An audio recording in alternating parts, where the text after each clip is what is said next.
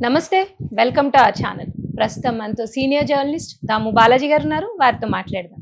Sir నమస్తే sir. నమస్తే. నిన్న మీడియాతో రేవతి భర్త భాస్కర్ మాట్లాడుతూ ఆయన కేసు విత్‌డ్రా చేసుకుంటాను అని చెప్పారు సార్. అదే విధంగా అసలు ఆ రోజు జరిగిన ఇష్యూ గురించి మాట్లాడుతూ ఆమె అంటే రేవతి ఎలా చనిపోయింది, బాబుని ఎలా బయటికి తీసుకొచ్చారు ఆ ఇన్సిడెంట్ జరిగినప్పుడు అనేది కూడా ఆయన చెప్పారు.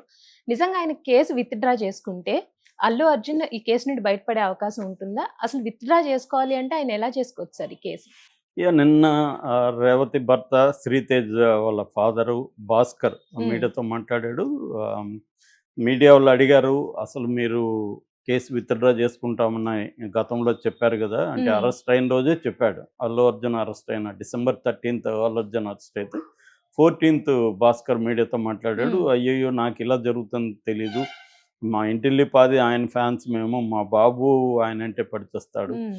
సో, కాబట్టి ఆయన అరెస్ట్ అవుతాడని మేము అనుకోలేదు. ఆ రోజు కంప్లెయింట్ రాసిమ్మంటే కంప్లెయింట్ రాసిచ్చాను. ఎట్లా జరిగిందంటే ఇట్లా అల్లు అర్జున్ వచ్చాడు, క్రౌడ్ ఇదయింది, ఇదంతా రాసిచ్చాను. హ్మ్.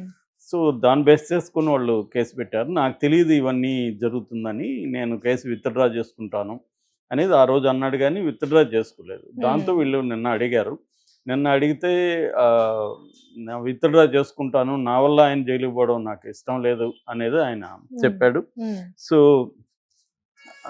ఇంకా చాలా విషయాలు మీడియాతో మాట్లాడా. అయితే ఇప్పుడు విత్‌డ్రాయల్ ఎలా ఉంటది? అంటే ఇది అవును సార్. క్రిమినల్ కేసు, హ్మ్. సివిల్ కేసు రకరకాల ప్రొసీజర్స్ ఉంటాయి. అయితే క్రిమినల్ కేస్ విత్‌డ్రాయల్ హ్మ్. అన్నప్పుడు ఇదేందంటే క్రిమినల్ కేసు. ఒక ఒక హ్మ్. వ్యక్తి చనిపోయారు.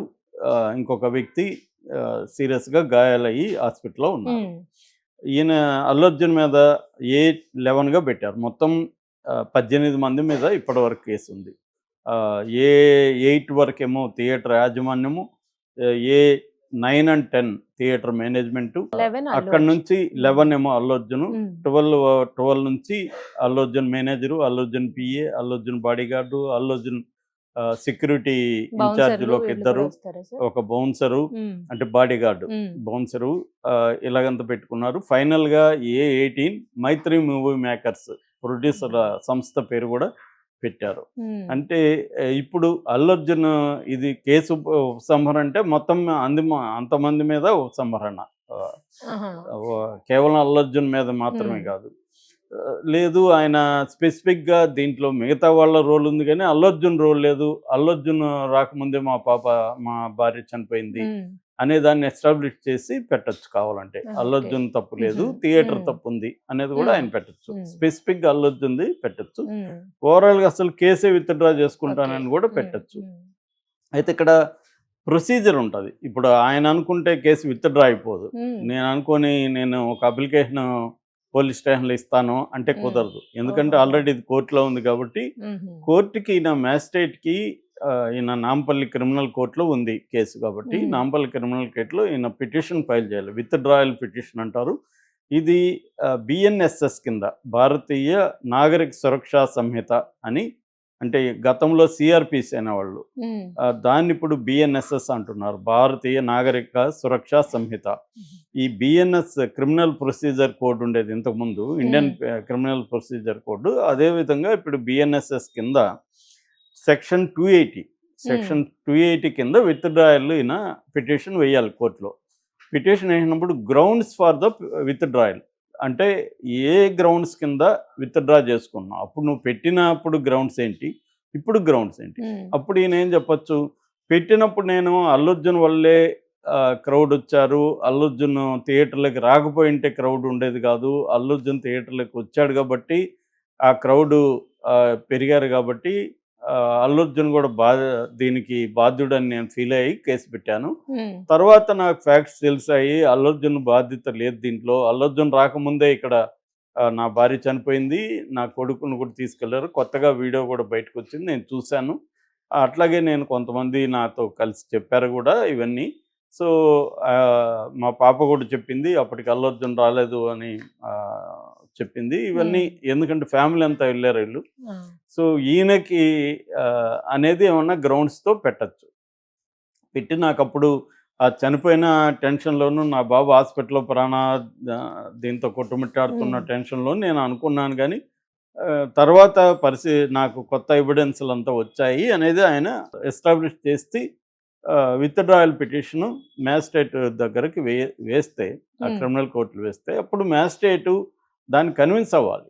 కన్విన్స్ అయ్యి ఈ గ్రౌండ్స్ మీద ఈ పలానా వ్యక్తిని ఈ కేసులో నుంచి విముక్తి కల్పించవచ్చు అని మ్యాజిస్ట్రేట్ కన్విన్స్ అవ్వాలి. ఎందుకంటే దీన్ని ఇప్పుడు మళ్ళీ వాళ్ళు ఆహ్, ఆహ్, పోలీసులు అంటే ప్రాసిక్యూషన్ వ్యతిరేకించొచ్చు. ఉమ్, లేదా ప్రైవేట్‌గా కూడా మనం ఎవరు నువ్వు నేను కూడా వేయొచ్చు. విత్‌డ్రాయల్ నేను ఒప్పుకోవట్లేదు. ఇది ఉమ్, కరెక్ట్ కాదని కూడా మనం కోర్ట్‌లో వేసే వెసులుబాటు బిఎన్ఎస్ఎస్ ఇస్తుందనమాట. ఉమ్, అందుకని ఇదంత ఈజీ అయితే కాదు క్రిమినల్ కేసు. కోర్ట్‌లోనే మళ్ళీ జడ్జి గారు మ్యాజిస్ట్రేట్ కన్విన్స్ అయితేనే అవుతుందనమాట. సో, ఈ ప్రొసీజర్ ఉంటది. ఆహ్, కానీ ఒకవేళ ఆయన గట్టిగా అనుకుంటే ఆల్రెడీ అల్లు అర్జున్‌కి బ్రహ్మాండమైన అడ్వకేట్స్ ఆల్రెడీ ఉన్నారు కాబట్టి వాళ్ళు ఆయనకి ఉమ్, కూడా ఫ్రీగా ఆయన తరపున వాళ్ళకి తెలుసు కాబట్టి విత్‌డ్రాయల్ పిటిషన్ ఎలా ఉంటది అంటే వాళ్ళు గ్రౌండ్స్ ఏంటి, దానికి కొత్తగా వచ్చిన ఎవిడెన్స్ ఏంటి, ఇవన్నీ గూడా. అంటే కాంట్రరీ ఎవిడెన్స్ ఏమొచ్చింది, అంతకుముందు ఆయన నమ్మిన పరిస్థితి ఏంటి, తర్వాత మార్చుకోవడానికి దారితీసిన పరిస్థితులు ఉమ్, ఏంటనేది ఎస్టాబ్లిష్ చేయాలి. ఉమ్, చేస్తే విత్‌డ్రా అనేది జరిగే అవకాశం ఉంది. ఎందుకంటే ఇప్పుడు కొత్తగా ఒక వీడియో వచ్చింది. ఉమ్, పోలీసులు పెట్టిన వీడియోలో 9:28 నుంచి అంటే 9:28 నుంచి 9:34 వరకు ముషీరాబాద్ మెట్రో దగ్గర ఈయన చేతులు ఊపుతున్నాడు వెహికల్‌లో అల్లు అర్జున్. ఆ వీడియో వాళ్ళు బయట అవును పెట్టారు. సార్.